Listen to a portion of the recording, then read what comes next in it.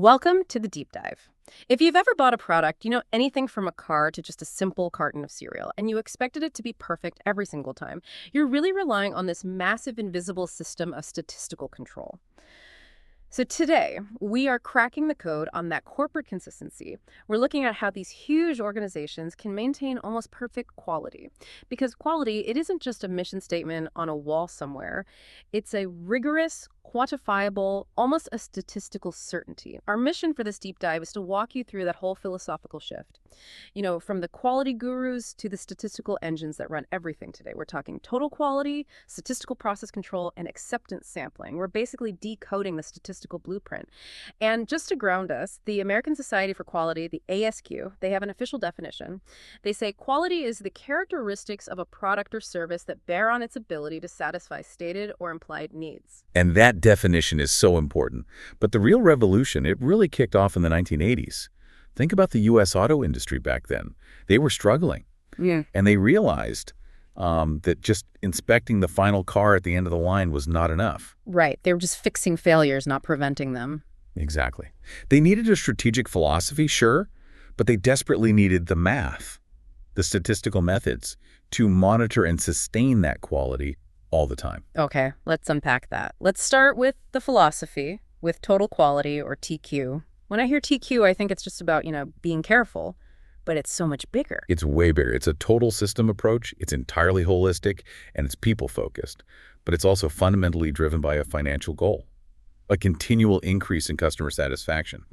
But, and this is the key part, at a continually lower real cost. And that just flips the old idea on its head, the one that says better quality has to cost more. Completely. The truth is, poor quality is what's expensive, infinitely expensive. Which brings us to this idea of the TQ loop. It's like the engine of the whole thing.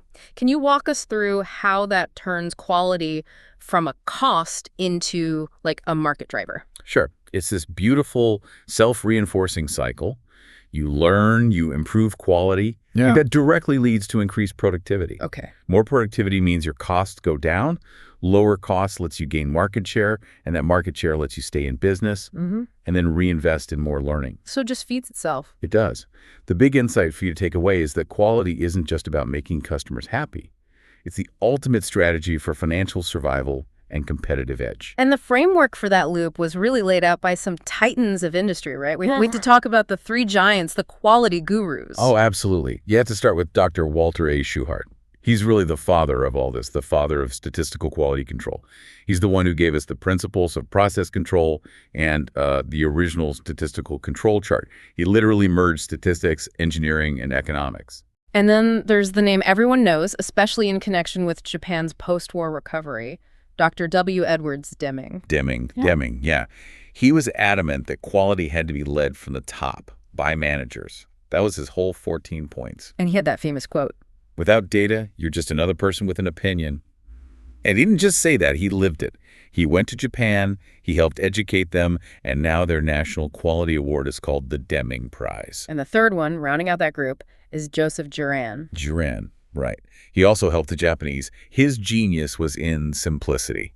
He just defined quality as fitness for use. Is it fit for what you need it for? And his approach was all about managing through three processes: quality planning, quality control, and quality improvement. These three men, they're the reason we talk about prevention, not just inspection. So that's the philosophy. Now let's talk about the frameworks that put it into practice. In the U.S., if you're an organization aiming for the top, you're looking at the Malcolm Baldrige National Quality Award. All right, that's the big one. Presented by the president, managed by NIST. It looks at everything: leadership, strategy, operations, the whole picture. And on the global stage, it's the ISO 9000 series. And ISO is a bit different. It's an international standard. It forces you to have an effective quality system to calibrate your equipment and, really importantly, to keep meticulous records. So getting certified means you have a great system. Not necessarily. Here's the interesting part about ISO 9000. Certification just confirms that you are following your own documented system. It verifies adherence, not necessarily perfection. I see. So these frameworks define what a good system should look like, but how do you actually prove you're achieving that world-class level? That seems to be where Six Sigma comes in. Correct. Six Sigma is, well, it's obsessed with measurement.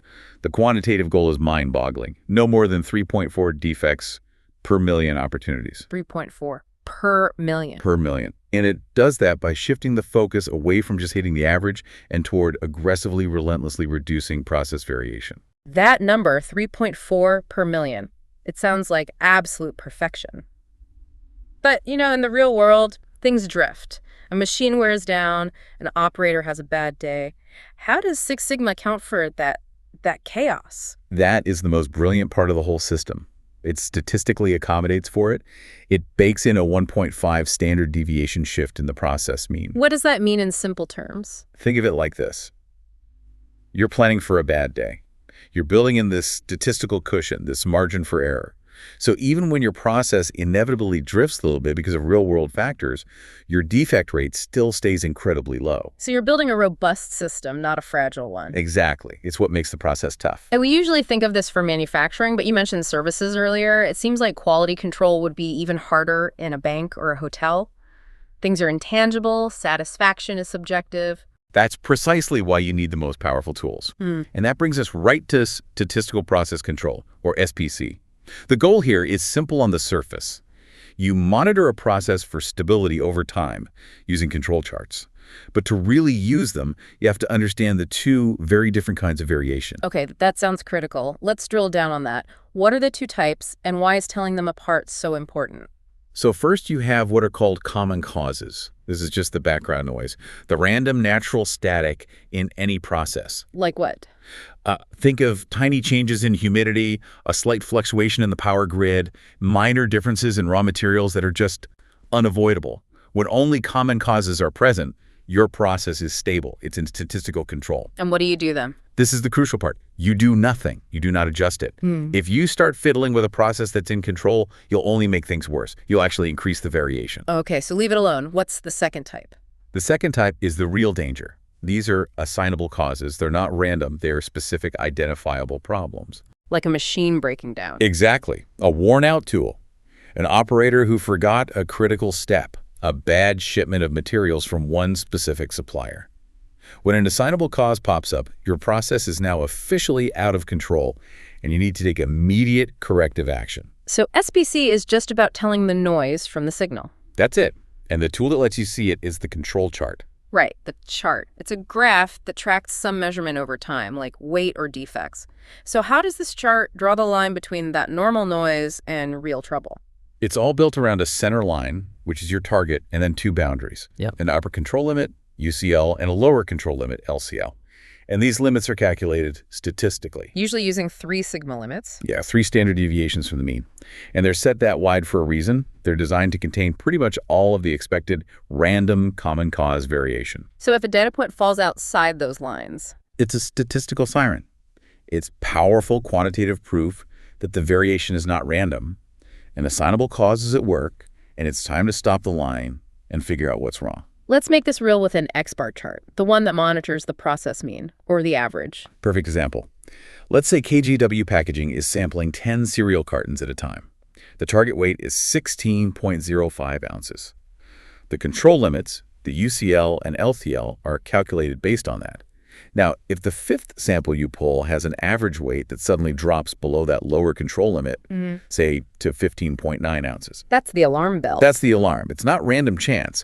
It's a signal that an assignable cause, maybe a faulty filler valve, is now causing chronic underfilling.